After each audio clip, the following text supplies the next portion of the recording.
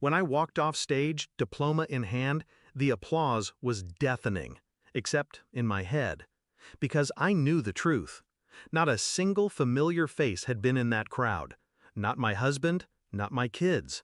They were all at my brother's barbecue, celebrating nothing, ignoring everything.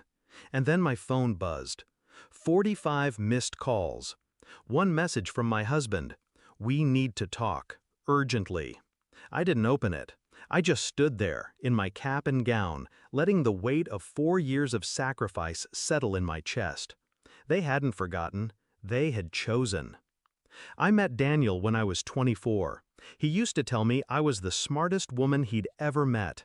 Back then, I believed it was admiration. Now I know it was measurement. He was always calculating what I could give, how far he could push, what I would tolerate. We built a life together. Kids, mortgage, holidays with his side of the family because mine was too much drama. I thought compromise was love. The change was gradual. Missed dinners, excuses that didn't need to be good because I never challenged them. He started making decisions without me, about the house, the kids, the money. When I questioned him, he'd tilt his head and say, "You're overthinking again." But the day I got my acceptance letter to law school, he smiled, and then reminded me that it would be hard on the kids if I was gone so much. I went anyway. 3 weeks ago, I overheard my daughter on the phone. She said, "Dad said we shouldn't waste a Saturday sitting in a hot auditorium when Uncle Mike's grilling." That was it. No accident, no scheduling mistake. They had chosen him over me before the day had even arrived. I didn't yell, didn't confront. I just adjusted my schedule, quietly.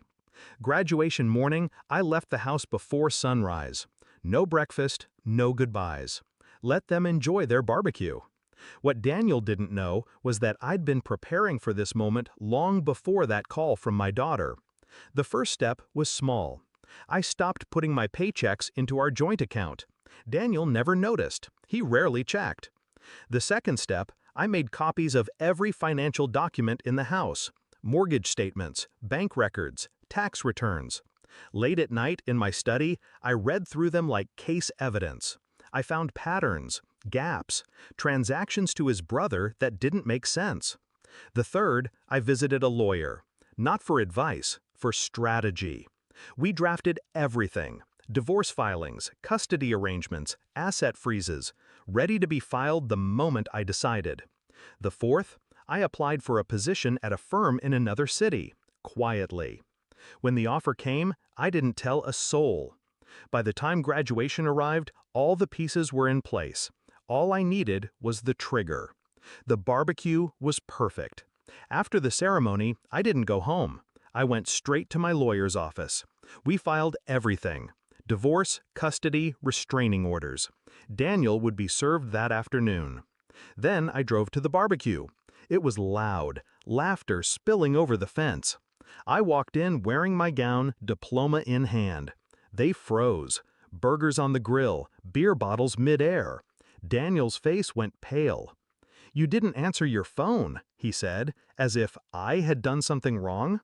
I set my diploma on the picnic table, right between the potato salad and his beer. 45 calls, I said. "Was that before or after you realized the joint account's empty?" The color drained from his face. He knew. I leaned in. "By the way, you'll be served in about 20 minutes. Keep your phone close." His mother gasped. My brother looked at the ground. The kids, my kids, stood frozen, wide-eyed. I didn't look at them yet. Not until I was ready. Daniel tried to play it cool. "This isn't the place for—" I cut him off. "No, Daniel, this is exactly the place. Because this," I gestured at the grill, the music, the plastic cups, "is what you chose over me. And now everyone gets to watch you lose." It was quiet, except for the hiss of the grill. Then his phone buzzed. He glanced at it. I saw the moment he read the notification from my lawyer. His hand trembled. "You can't." I already did. I turned to the kids then. "I'm moving. You can come with me, or you can stay here. But I won't beg, and I won't be invisible in my own life anymore. They didn't answer. That was fine. They'd see soon enough who actually showed up for them when it mattered. I picked up my diploma, walked to my car, and drove away. No tears, no looking back. That night, I sat in my new apartment, small, bare, and mine. My phone lit up with more missed calls. Daniel, his mother, my brother. I blocked them all. The only message I kept was the first one he sent. We need to talk, urgently. It's still unread. Because we don't. Justice isn't loud. It's quiet.